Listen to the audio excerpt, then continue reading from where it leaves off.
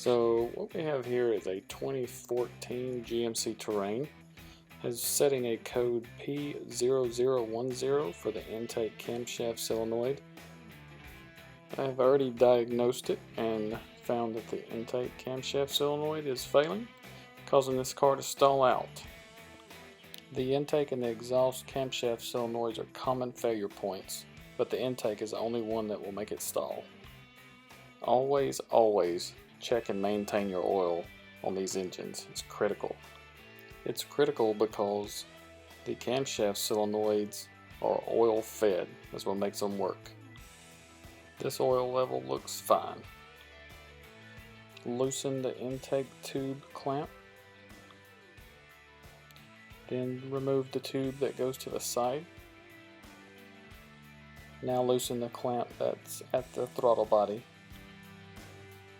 Lift and remove the intake tube. Next, you want to remove the engine sight shield. Lift it up at the 3 points where the studs go into the rubber, and it's off.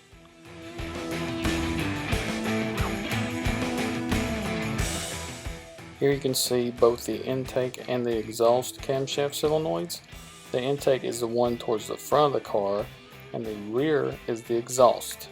Go ahead and disconnect the intake camshaft solenoid.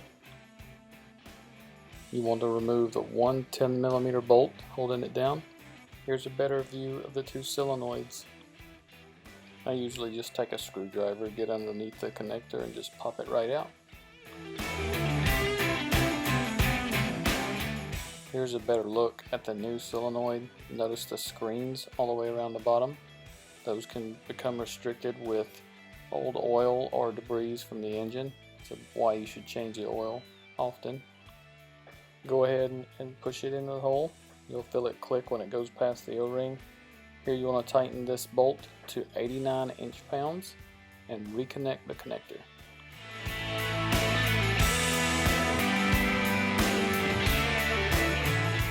Here you can see one of the rubber plugs for the cover has stayed on the stud. Just take that off, put it back on the cover, and we're ready to reinstall the cover. You can feel when the rubber is engaged with the stud. Press down on the 3 corners and then reinstall the oil filler cap. Now we're going to put on the air intake tube. Make sure it's seated on the studs in the back. You want to make sure that the intake tube is in place. Let's put the little pipe on the side. Go ahead and install that. And then we just need to tighten the clamps. Just like that, the hard part's over with. All you have to do now is clear the trouble codes and go for a test drive without stalling. Subscribe for future updates where I review a handheld device that works with your smartphone to scan and clear trouble codes.